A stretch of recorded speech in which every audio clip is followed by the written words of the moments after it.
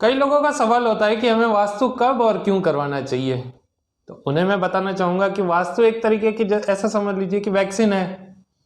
जब बच्चे पैदा होते हैं, न्यूबॉर्न होते हैं, तो उसी वक्त उनको कुछ इंजेक्शंस दी जाती है, उन्हें कुछ वैक्सीन दी जाती है, जैसे कि टीबी हो गई, हेपेटाइटिस बी हो गई, चिकन पॉक्स हो गया, स्मॉल पॉक्स हो गया, पोलियो हो गया या फ्लू हो गया। इस तरीके की उन्हें कुछ पैदा होते ही कुछ महीनों के अंदर वो वैक्सीन दी जाती है। वो क्यों दी जाती है? वो इसलिए दी जाती है कि इनमें से जो कुछ गंभीर बीमारियां हैं वो उन्हें भविष्य में हो ही नहीं।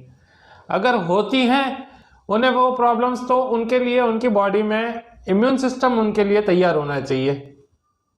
इसलिए उनके इम्यून सिस्टम को उस प्रॉब्लम के लिए रेडी करने के लिए वो वैक्सीन जो होती है वो एडवांस में दी जाती हैं। इसी तरीके से वास्तु भी काम करता है। जब आपने मकान खरीदा या बनाया, स्टार्ट किया, आपने रहने गए, उससे पहले अगर हम वास्तु कर लेते हैं तो ऐसा समझ लीजिए कि आपका घर जो होता है वो आपके लिए रेडी होता है।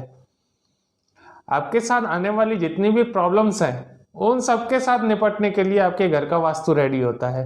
उन सबको हील करने के लिए आपके घर का वास्तु रेडी होता है।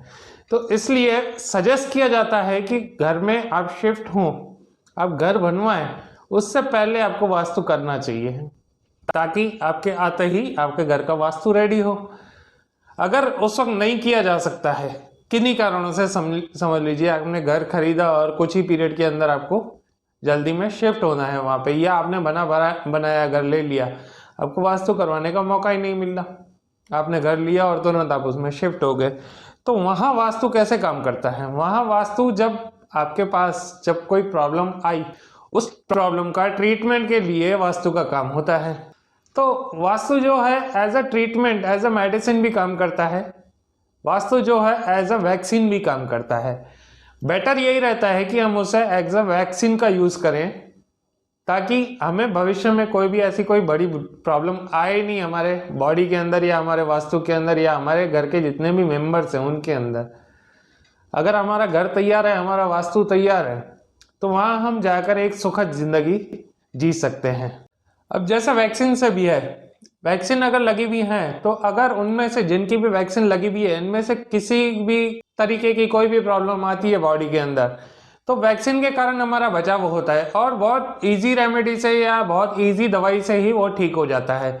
अगर वैक्सीन नहीं लगी हुई है और वो प्रॉब्लम्स हमें, वो कोई बीमारी हमें हो गई, तो उससे निपटने में हमें बहुत ज़्यादा झंझट करनी पड़ती है, वो बहुत ज़्यादा मेहनत वाला काम हो जाता है। कई बार तो वो बीमारी जो होती है वो जानलेवा साबित हो जाती है।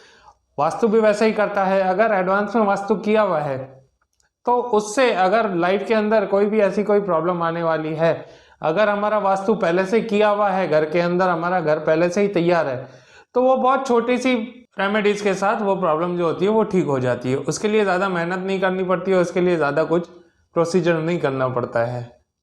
कई प्रॉब्लम्स तो ऐसे होती हैं जो बिल्कुल वास्तु करते ही, मतलब बेसिक जो आप फ्लैट में शिफ्ट होने वाले हैं उससे पहले ही जो वास्तु हमने कर लिया, एक वैक्सीन हमने दे दी, उसमें तो कई प्रॉब्लम्स ऐसी होती है जो बिल्कुल जड़ से ही खत्म हो जाती है। जैसे कि आपने वैक्सीन में भी सुना होगा, पोलियो होता है। अब पोलियो जो है वो वैक्सीन से 100% खत्म कर लिया जाता है।